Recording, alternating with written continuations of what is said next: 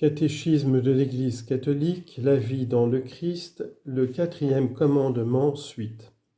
Devoir des parents, numéro 2221. La fécondité de l'amour conjugal ne se réduit pas à la seule procréation des enfants, mais doit s'étendre à leur éducation morale et à leur formation spirituelle. Le rôle des parents dans l'éducation est d'une telle importance qu'il est presque impossible de les remplacer. Le droit et le devoir d'éducation sont pour les parents primordiaux et inaliénables. Les parents doivent regarder leurs enfants comme des enfants de Dieu et les respecter comme des personnes humaines. Ils éduquent leurs enfants à accomplir la loi de Dieu en se montrant eux-mêmes obéissants à la volonté du Père des cieux. Les parents sont les premiers responsables de l'éducation de leurs enfants. Ils témoignent de cette responsabilité d'abord par la création d'un foyer où la tendresse, le pardon, le respect, la fidélité et le service désintéressé sont de règle. Le foyer est un lieu approprié à l'éducation des vertus. Celle-ci requiert l'apprentissage de l'abnégation, d'un saint jugement, de la maîtrise de soi, condition de toute liberté véritable. Les parents enseigneront aux enfants à subordonner les dimensions physiques et instinctives aux dimensions intérieures et spirituelles. C'est une grave responsabilité pour les parents de donner de bons exemples à leurs enfants. En sachant reconnaître devant eux leurs propres défauts, ils seront mieux à même de les guider et de les corriger. Citation. « Qui aime son fils lui prodigue des verges, qui corrige son fils en tirera profit. » Siracide chapitre 30, versets 1 et 2. « Et vous, pères, n'irritez pas vos enfants, élevez-les au contraire en les corrigeant et les avertissant selon le Seigneur. » Éphésiens chapitre 6, verset 4. Le foyer constitue un milieu naturel pour l'initiation de l'être humain à la solidarité et aux responsabilités communautaires. Les parents enseigneront aux enfants à se garder des compromissions et des dégradations qui menacent les sociétés humaines. Par la grâce du sacrement de mariage, les parents ont reçu la responsabilité et le privilège d'évangéliser leurs enfants. Ils les initieront dès le premier âge au mystère de la foi, dont ils sont pour leurs enfants les premiers héros. Ils les associeront dès leur plus tendre enfance à la vie de l'Église. Les manières de vivre familiales peuvent nourrir les dispositions affectives qui, durant la vie entière, restent d'authentiques préambules et des soutiens d'une foi vivante. L'éducation à la foi par les parents doit commencer dès la plus tendre enfance. Elle se donne déjà quand les membres de la famille s'aident à grandir dans la foi par le témoignage d'une vie chrétienne en accord avec l'Évangile. La catéchèse familiale précède, accompagne et enrichit les autres formes d'enseignement de la foi. Les parents ont la mission d'apprendre à leurs enfants à prier et à découvrir leur vocation d'enfants de Dieu. La paroisse est la communauté eucharistique et le cœur de la vie liturgique des familles chrétiennes. Elle est un lieu privilégié de la catéchèse des enfants et des parents. Les enfants, à leur tour, contribuent à la croissance de leurs parents dans la sainteté. Tous et chacun s'accorderont généreusement et sans se lasser les pardons mutuels exigés par les offenses, les querelles, les injustices et les abandons. L'affection mutuelle le suggère, la charité du Christ le demande.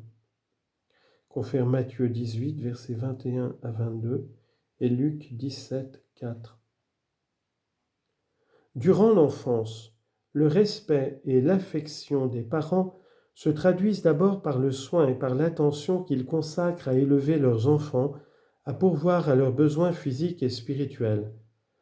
Au cours de la croissance, le même respect et le même dévouement conduisent les parents à éduquer leurs enfants, à user droitement de leur raison et de leur liberté. Premiers responsables de l'éducation de leurs enfants, les parents ont le droit de choisir pour eux une école qui corresponde à leurs propres convictions. Ce droit est fondamental. Les parents ont autant que possible le devoir de choisir les écoles qui les assisteront au mieux dans leur tâche d'éducateurs chrétiens. Les pouvoirs publics ont le devoir de garantir ce droit des parents et d'assurer les conditions réelles de son exercice. En devenant adultes, les enfants ont le devoir et le droit de choisir leur profession et leur état de vie. Ils assumeront ces nouvelles responsabilités dans la relation confiante à leurs parents, dont ils demanderont et recevront volontiers les avis et les conseils. Les parents veilleront à ne contraindre leurs enfants ni dans le choix d'une profession, ni dans celui d'un conjoint. Ce devoir de réserve ne leur interdit pas, bien au contraire, de les aider par des avis judicieux, particulièrement lorsque ceux-ci envisagent de fonder un foyer. Certains ne se marient pas en vue de prendre soin de leurs parents ou de leurs frères et sœurs, de s'adonner plus exclusivement à une profession ou pour d'autres motifs honorables. Ils peuvent contribuer grandement au bien de la famille humaine.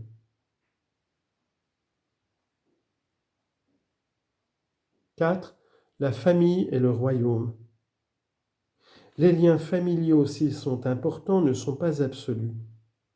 De même que l'enfant grandit vers sa maturité et son autonomie humaine et spirituelle, de même sa vocation singulière qui vient de Dieu s'affirme avec plus de clarté et de force. Les parents respecteront cet appel et favoriseront la réponse de leurs enfants à le suivre. Il faut se convaincre que la vocation première du chrétien est de suivre Jésus. Matthieu chapitre 16, verset 25. Citation : « Qui aime père et mère plus que moi n'est pas digne de moi, et qui aime fils ou fille plus que moi n'est pas digne de moi. » Matthieu chapitre 10, verset 37. Devenir disciple de Jésus, c'est accepter l'invitation d'appartenir à la famille de Dieu, de vivre en conformité avec sa manière de vivre. Citation : « Quiconque fait la volonté de mon Père qui est dans les cieux, celui-là est mon frère et ma sœur et ma mère. » Matthieu 12, verset 50. Les parents accueilleront et respecteront avec joie et action de grâce l'appel du Seigneur à un de leurs enfants de le suivre dans la virginité pour le royaume, dans la vie consacrée ou dans le ministère sacerdotal. 5. Les autorités dans la société civile. Le 4e commandement de Dieu nous ordonne aussi d'honorer ceux qui, pour notre bien, ont reçu de Dieu une autorité dans la société. Il éclaire les devoirs de ceux qui exercent l'autorité comme de ceux à qui elle bénéficie. Devoir des autorités civiles. Ceux qui exercent une autorité doivent l'exercer comme un service. Citation : « Celui qui voudra devenir grand parmi vous sera votre serviteur. » Matthieu chapitre 20, verset 26. L'exercice d'une autorité est moralement mesuré par son origine divine, sa nature raisonnable et son objet spécifique. Nul ne peut commander ou instituer ce qui est contraire à la dignité des personnes et à la loi naturelle. L'exercice de l'autorité vise à rendre manifeste une juste hiérarchie des valeurs afin de faciliter l'exercice de la liberté et de la responsabilité de tous. Les supérieurs exercent la justice distributive avec sagesse, tenant compte des besoins et de la contribution de chacun et en vue de la concorde et de la paix. Ils veillent à ce que les règles et dispositions qu'ils prennent n'induisent pas en tentation en opposant l'intérêt personnel à celui de la communauté. Les pouvoirs politiques sont tenus de respecter les droits fondamentaux de la personne humaine. Ils rendront humainement la justice dans le respect du droit de chacun, notamment des familles et des déshérités. Les droits politiques attachés à la citoyenneté peuvent et doivent être accordés selon les exigences du bien commun. Ils ne peuvent être suspendus par les pouvoirs publics sans motif légitime et proportionné. L'exercice des droits politiques est destiné au bien commun de la nation et de la communauté humaine.